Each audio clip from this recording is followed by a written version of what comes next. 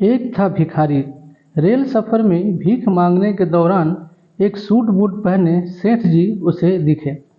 उसने सोचा कि यह व्यक्ति बहुत अमीर लगता है, इससे भीख मांगने पर यह मुझे जरूर अच्छे पैसे देगा। वह उस सेठ से भीख मांगने लग गया। भिखारी को देखकर उस सेठ ने कहा, तुम हमेशा मांगते ही हो, क्या कभी किसी को कुछ देते भी हो? भिखारी बोला, साहब मैं तो भिखारी हूँ, हमेशा लोगों से मांगता ही रहता हूँ, मेरी इतनी औकात कहाँ कि किसी को कुछ दे सकूँ। सेठ बोला, जब किसी को कुछ दे नहीं सकते तो तुम्हें मांगने का भी कोई हक नहीं है। मैं एक व्यापारी हूँ और लेन देन में ही विश्वास करता हूँ। अगर तुम्हारे पास मुझे कुछ देने को हो तभी मैं तुम्हें बदले में कुछ दे सकता हूँ। तभी वह स्टेशन आ गया जहाँ पर उस सेठ को उतरना था। वह ट्रेन से उतरा और चला गया। इधर भिखारी सेठ की कही गई बात के बारे में सोचने लगा। सेठ के द्वारा कही गई बात उस भिखारी के दिल में उतर गई। वह सोचने लगा कि शायद मुझे भीख में अधिक पैसा इसलिए नहीं मिलता क्योंकि मैं उसके बदले में किसी को कुछ दे नहीं पाता। लेकिन मैं तो भिखारी हूँ, किसी को कुछ देने लायक भी नहीं हूँ। लेकिन कब तक मैं लोगों की बिना कुछ दिए केवल मांगता ही रहूँगा। बहुत सोचने के बाद भिखारी ने निर्णय किया कि जो भी व्यक्ति उसे भीख देगा तो उसके बदले में वह उस व्यक्ति को कुछ जरूर देगा। लेकिन अब उसके दिमाग में यह प्रश्न चल रहा था कि वह खुद भिखारी है तो भीख के बदले में वह दूसरों को क्या दे सकता है। इस बात को सोचते हुए दिन भर गुजरा, लेकिन उसे अपने प्रश्न का कोई उत्तर नहीं मिला। दूसरे दिन जब वह स्टेशन के पास बैठा हुआ था तभी उसकी नज़र कुछ फूलों पर पड़ी जो स्टेशन के आसपास के पौधों पर खिल रहे थे। उसने सोचा, क्यों न मैं लोगों को भीख के बदले कुछ फूल दे दिया करूं। उसको अपना यह विचार अच्छा लगा और उसने वहां से कुछ फूल तोड़ लिए। वह ट्रेन में भीख मांगने पहुंचा। जब भी कोई उसे भीख देता तो उसके बदले में वह भीख देने वाले को कुछ फूल दे देता। उन फूलों को लोग खुश होकर अपने पास रख लेते थे। अब भिखारी रोज फूल तोड़ता और भीख के बदले में उन फूलों को लोगों में बांट देता। कुछ ही दिनों में उसने महसूस किया कि अब उससे बहुत अधिक लोग भीख देने लगे हैं। वह स्टेशन के पास के सभी फूलों को तोड़ लाता था। जब तक उसके पास फूल रहते थे तब तक उसे बहुत से लोग भीख देते थे।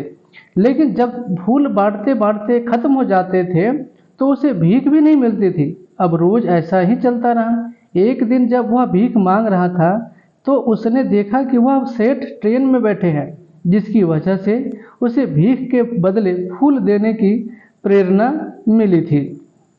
वह तुरंत उस व्यक्ति के पास पहुंच गया और भीख मांगते हुए बोला, आज मेरे पास आपको देने के लिए कुछ फूल हैं, आप मुझे भीख दीजिए, बदले में मैं आपको कुछ फूल दूंगा। सेठ ने उसे भीख के रूप में कुछ पैसे दे दिए और भिखारी ने कुछ फूल उसे दे दिए। उस सेठ को यह बात बहुत पसंद आई।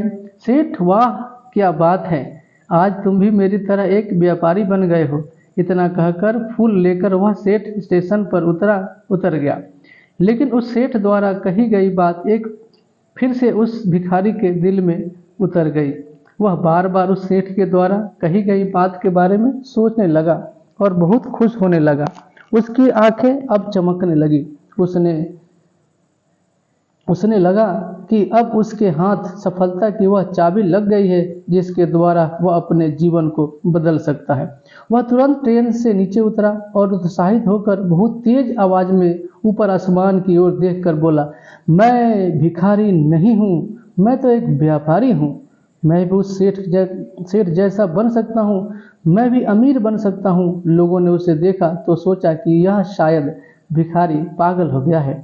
अगले दिन से वह भिखारी उस स्टेशन पर नहीं दिखा। एक वर्ष बाद इसी स्टेशन पर दो व्यक्ति सूट बूट पहने हुए यात्रा कर रहे थे। दोनों ने एक दूसरे को देखा तो उनमें से एक ने दूसरे को हाथ जोड़कर प्रणाम किया और कहा, क्या आपने मुझे पहचाना? सेठ बोले, नहीं तो, शायद हम लोग पहली बार मिल रहे हैं।